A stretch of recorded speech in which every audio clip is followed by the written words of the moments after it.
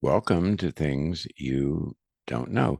Today, we are examining Donald Trump's record of lies, distortions, exaggerations, and misinformation. One qualification is necessary at the beginning. No program lasting less than 20 minutes can present every false statement Trump has made. The Washington Post alone documented more than 30,000 lies during his first presidency. And not every inaccurate sentence automatically proves a deliberate lie. People do sometimes misspeak. They remember incorrectly. And when you get to be Donald Trump's age, sometimes remembering incorrectly is more common, shall we say. Or people can repeat bad information. So we will generally use the term or the phrase false or misleading claim. We will use the word lie when the evidence shows that Trump had been told the truth, privately acknowledged the truth, or continued repeating a falsehood after it had been decisively disproved. Our central source is the Washington Post fact checker project led by Glenn Kessler with Salvador Rizzo, Meg Kelly, and Michelle Lee. Their team examined Trump's speeches, interviews, press conferences, campaign rallies, and informal exchanges with reporters, and more than 25,000 tweets. Their fact checks eventually totaled approximately 5 million words. Unbelievable. Yes. They also use restraint counting rules when Trump repeated the same falsehood several times in one event. It was generally counted only once for that venue. Claims entered the database only when they were serious enough to merit at least two Pinocchios on the post rating scale. Yeah, the final first term count was 30,573 false or misleading claims, an average of approximately, get this, 21 per day. Now, the pace accelerated dramatically. Trump averaged about 6 questionable claims a day in his first year, 16 a day in his second, 22 in his third, and 39 a day 39 a day in his final year. Nearly half of the entire 4 year total came during that final year. And the acceleration is even clearer in two comparisons. It took Trump 27 months to reach 10,000 false or misleading claims. It took only 14 more months to reach 20,000. He then passed 30,000 in less than 5 additional months. The Post recorded 492 additional claims during his first 100 days. On November 2nd, 2020, the day before the presidential election, it counted 503 in one day. 503 false claims in one single day. That does not describe an occasional problem with precision. It describes a political communication system built around volume. Yeah, Trump's method was not simply to make many different false claims, it was to repeat favored claims until they became familiar. The Post recorded approximately 750 instances in which he repeated a variation of the same falsehood at least 3 different times. The fact checker created a special category called the bottomless Pinocchio for demonstrably false claims repeated at least 20 times, at least 20 times. By the end of Trump's term, he had 56 claims in that category. Wow, Dr. Weaver. And repetition matters here. It's very important because familiarity can be mistaken for evidence. A claim heard once, it may sound doubtful, but a claim heard 50 times, especially from a president of friendly media outlets, political allies, and social media accounts, can begin to feel true even when no supporting evidence has appeared. Trump's falsehoods were therefore not random. Many were short, emotionally powerful, flattering to him, and easy to repeat. Like, for example, greatest economy ever, biggest tax cut ever. Mexico paid for the wall. Total exoneration. Rigged election. Let's look at that first one, the greatest economy in history. One of Trump's favorite claims was that he had created the greatest economy in American history, or sometimes he said in world history. The Post found that approximately 1/5 of his nearly 2,500 first term economic claims were versions of that one assertion. Now, the claim was false, a lie. Before the pandemic, unemployment was low and the economy was growing. But earlier periods under presidents, including Dwight Eisenhower, Lyndon Johnson, and Bill Clinton, produced stronger results under important economic measures. The Post also noted that American manufacturing had entered a technical recession before COVID-19 struck. That's right. And Trump also said nearly 300 times, 300, that he had enacted the largest tax cut in American history. Now, it was a major tax cut, yes, but it was not the largest. Ronald Reagan's 1981 tax reduction was substantially larger when measured as a percentage of the nation's economy. Now, this is a recurring Trump technique. He's done this many times. He takes something real, like a growing economy, low unemployment, or a large tax bill, and he will inflate it into the greatest achievement that he has done or that anyone has ever seen. Right. And that tax cut was way slanted towards the very wealthy, too. By the way, just thought we should mention that. Yes, Now, it was. let's look at the claim that China is paying the tariffs. Well, Trump repeatedly told Americans that China was paying the tariffs he imposed on Chinese products. Okay, that is not how tariffs are collected. A tariff is paid to the United States government by the American company importing the product.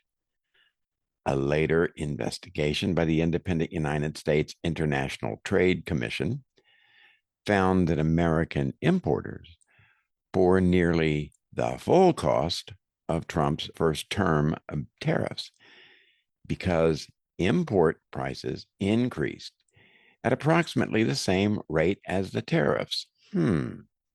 And tariffs can be defended as industrial policy, national security policy, or bargaining pressure. Those are legitimate policy debates. But saying that China was sending the United States the tariff money concealed who initially paid the bill. American importers paid it, and at least part of that cost could then be passed to American businesses and consumers through higher prices. A policy argument should not require a false description of the policy. Yeah, that's kind of an important consideration.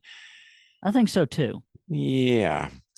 Also, look at our podcast on tariffs for a little bit deeper explanation of tariffs and how they work.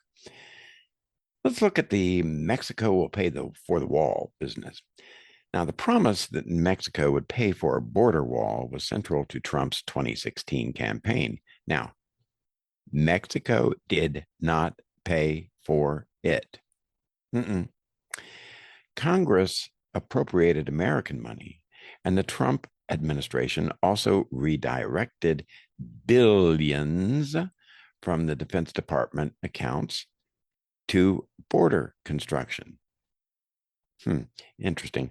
The Government Accountability Office confirmed that Defense Department appropriations were transferred and obligated for fences, not a wall, along the southern border. That's exactly right, Dr. Weaver.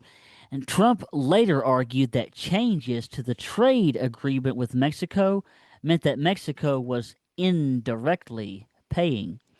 And that was political wordplay, not an actual transfer of wall construction money from the Mexican government. Trump also claimed that 3 to 5 million people voted illegally in 2016, supposedly explaining why Hillary Clinton won the national popular vote. And there was no credible evidence that supported that accusation. Trump created a presidential commission to investigate election integrity, but it was dissolved before issuing a final report, establishing anything close to millions of illegal votes. This was an early warning. When the vote count injured Trump's pride, he answered with mass fraud allegations unsupported by evidence. Let's look at the COVID-19 issue. The Post documented more than 2,500 false or misleading Trump claims about the coronavirus during 2020. He repeatedly predicted that the virus would disappear, minimize this danger, promote unreliable measures of success, and falsely blame the Obama administration for leaving him with an empty ventilator stockpile. The Post reported that the federal stockpile contained nearly 17,000 ventilators when Trump took office. The most damaging evidence came from Trump's own recorded conversations with journalist Bob Woodward. On February the 7th, 2020, Trump privately described the virus as airborne and more deadly than severe influenza. He called it, quote, deadly stuff. Only days later, he publicly said the country was in great shape and suggested that the virus might disappear with warmer weather. On March 19, Trump told Woodward on tape that he wanted to play the danger down and still liked playing it down. And that is not simply just a mistaken forecast. No, it is direct evidence that his private understanding was more serious than the message he gave the public.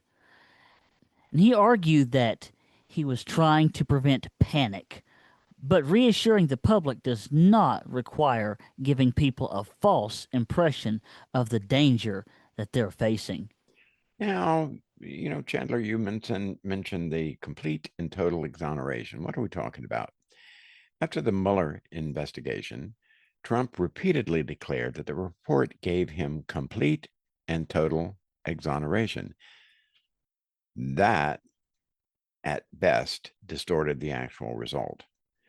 Mueller's investigation did not establish that members of Trump's campaign had conspired or coordinated with the Russian government's election interference operation, which was proven.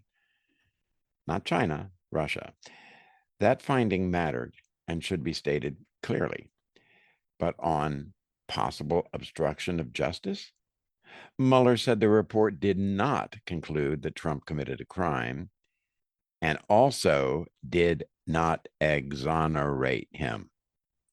When Mueller testified before Congress, he was directly asked whether he had totally exonerated the president. His answer was no. Mueller also confirmed that his report had not concluded that Trump committed no obstruction. Trump converted a mixed and legally complicated conclusion into an absolute personal victory. Yeah, that's another common problem. What he does is he remove every qualification, erase every unfavorable finding, replace the complete report with a slogan. Now let's turn to the 2020 election. Oh, yes, Dr. Weaver. This was the most consequential falsehood. His claim that the 2020 election had been stolen. After Election Day, the Post counted more than 800 false or misleading Trump claims about election fraud. It recorded 76 versions of the phrase rigged election at his January speech near the White House. The Post counted 107 false or misleading claims, almost all concerning the 2020 election. The fraud story was contradicted by recounts, audits, state election officials, federal cybersecurity officials, Trump appointed Justice Department leaders, Trump campaign personnel, and multiple courts. The Federal Cybersecurity and Infrastructure Security Agency called the November 2020 election the most secure in American history. Trump and his allies lost dozens of court cases. Some were dismissed for procedural reasons. That's true. Others failed because the evidence did not establish fraud capable of changing the result. The crucial point is that Trump was repeatedly informed that his major allegations were false.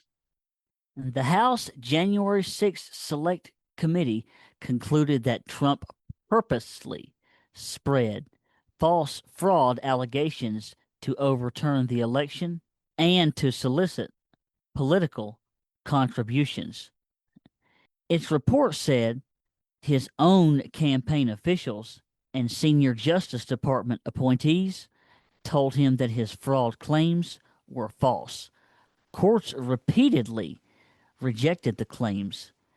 Nevertheless, he continued promoting them, pressured state officials, supported false electoral certificates, and attempted to enlist the Justice Department into making statements that it could not substantiate.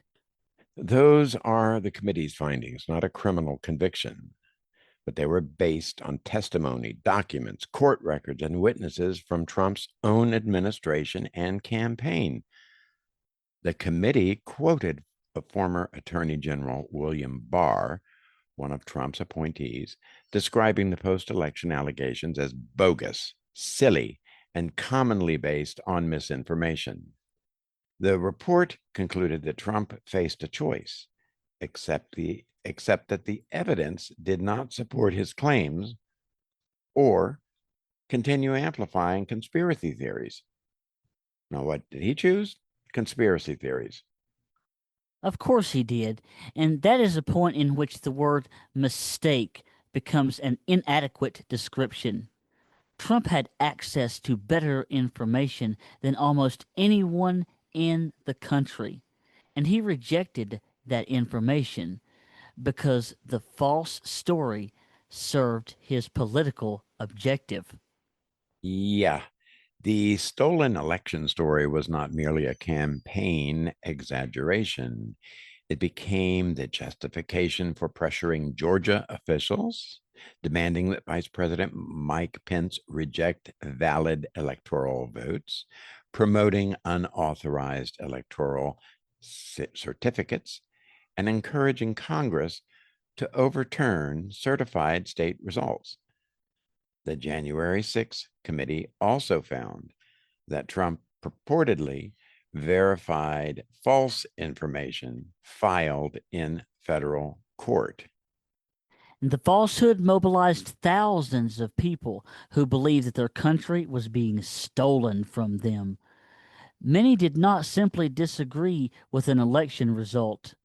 They believed The president's repeated assertion that an organized crime had been committed against the nation. That illustrates why presidential misinformation is far different from an ordinary private lie. A president has the authority, audience, and institutional power to turn a falsehood into government action. Yeah, the Washington Post database ended when Trump's first term ended. Therefore, 30,573 is not a lifetime total. It does not include Trump's years out of office or his second presidency. In July 2026, Trump again claimed that newly released government documents proved grave misconduct and foreign manipulation connected to the 2020 election. The Associated Press reviewed the material and found no evidence that China or another foreign power had manipulated the vote. The documents did not validate Trump's stolen election story.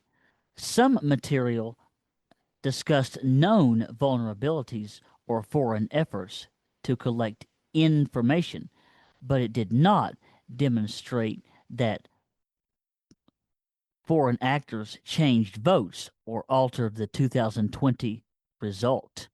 The broader exaggeration pattern has continued. During his second term, Trump promoted enormous totals for investments supposedly flowing into the United States. At one point, he claimed commitments totaling $18 trillion. The White House's own published number was lower and included commitments that appeared to predate his second term. The Associated Press compared Trump's claims with government investments data and described the totals as totally implausible. And Trump has also declared that American manufacturing is booming. Manufacturing activity has improved under some measurements, so that portion of the story is real. But the Associated Press reported that the United States had approximately 95,000 fewer factory jobs in June 2026. Whoa, 95,000 fewer factory jobs, huh? Yes, 95,000 fewer than in June 2026 than it had when Trump's second term began in January 2025. The point is not that every economic statement that Trump makes is false. Some are true. Some require context. Some are exaggerated. And some are completely unsupported. The responsibility of fact checkers is to distinguish among them. Yes, and it's quite a little mud hole to go through. Oh, yeah. All presidents do spin facts, sure. All political parties select favorable statistics. Every public official does make some mistakes, but the Post's research documents something beyond ordinary political exaggeration: extraordinary volume, constant repetition, escalation under pressure, and refusal to correct claims after they had been disapproved. The strongest evidence is not any single or crowd-sized boast or inflated economic statistic. It is the combination of four things. Trump repeatedly made claims that benefited him personally. He continued after fact checkers, government agencies, courts, and his own advisors corrected him. In the COVID case, recordings showed that his private knowledge differed from his public reassurances. And in the election case, the falsehood became the justification for attempting to overturn a lawful result. Yeah, this is really sad. The Washington Post's count should not, in and of itself, be misrepresented. It does not mean Trump invented 30,573 completely different lies. The total includes some repeated claims made on different occasions. What it does mean is that a professional fact checking team documented 30,573 separate occasions during his first term when the president made a materially false or misleading claim under its published standards. The record is not a matter of liking or disliking Donald Trump. A tax cut has a measurable size. Tariffs have identifiable payers. Elections produce auditable counts. Recorded conversations preserve what a person knew and said. Court decisions and government reports can be read. Political opinions are debatable. Documents and facts are not transformed by repetition. And when a leader repeatedly asks the public to reject verified evidence in favor of his personal version of reality, the issue is larger than dishonesty, which is also highly apparent. It becomes a test of whether democratic government can function without a shared commitment to facts. Thank you for listening to this episode of Things You Don't Know. Please join us again for another episode. And be sure to like, comment, and subscribe, and we'll see you next time.